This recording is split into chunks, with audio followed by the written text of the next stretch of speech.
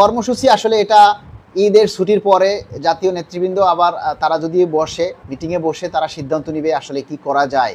কর্মসূচি দিলেই তো হবে না, কর্মসূচিতে আপনারা কতটুকু আসবেন, কতটা বাস্তবায়ন হবে, সে জিনিসগুলো তো আমাদের আসলে বুঝতে হবে, তাই না? আমরা তো অতীতেও আপনাদেরকে বারবার বলেছি, বারবার ডেকেছি যে ভাই সবাই আসেন, সবাই আসেন, কিন্তু কেউ তো আসলেন না। তো না আসার খেসারতটা কিভাবে দিতে হয় দেখছেন। একটা কাজ যদি হয়ে যায়, তাই না, একটা বাড়ি মনে করেন আপনি তৈরি করলেন, কিন্তু সেটা ভুল, প্ল্যানিংটায় ভুল হয়েছে, তাহলে সেই ক্ষেত্রে আপনি সেই বাড়িটা আবার ভেঙে নতুন করে করা, এটা আসলে কতটা কষ্টদায়ক। বিষয়গুলি কিন্তু এত সহজ না। একটা গেজেট হয়ে গেলে সেটাকে আবার বাতিল করা, এটা নট সো ইজি। আমরা 14 লক্ষ কর্মচারী, এই 14 লক্ষ কর্মচারী যদি যার যার ফেসবুক আইডিতে এটার প্রতিবাদ জানায়, তাও তো বিশাল একটা কিছু। কয়জনে জানাইছেন আপনারা বলেন তো? এটা কি খালি আমার এই ভোরের আলোরই দায়িত্ব যে আমরাই এটা প্রচার করব, যারা নেতা তারাই এটা করবে, আপনাদের কোনো দায়িত্ব নেই?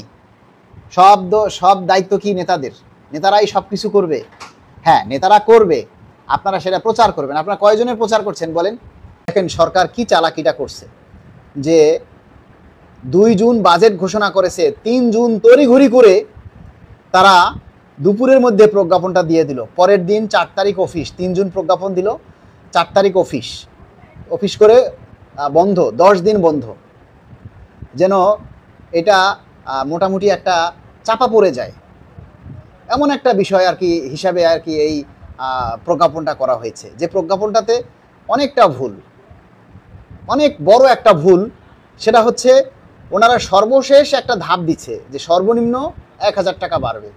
তো আপনার যদি সর্বনিম্ন 1237 টাকা আসে, সেখানে যদি বলা হয় আপনার সবচেয়ে সর্বনিম্ন 1000 টাকা আপনার বাড়বে, তাহলে আপনি কি ওই সুযোগটা পাচ্ছেন? তাহলে কথাটা উল্টো হয়ে গেল না?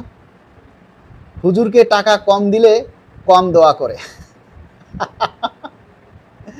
নিজের বাপ মার জন্য নিজে দোয়া করলে ওইটা বেশি কাজে লাগে। তাই নিজের বেতন বৃদ্ধির দাবির কথা নিজেকেই প্রচার করতে হবে, নিজের দাবির কথা নিজেকেই করতে হবে। অন্য কেউ করলে সেটা আপনার খুব কাজে আসবে না। আপনার বেতন বৃদ্ধির জন্য আপনাকেই কাঁদতে হবে।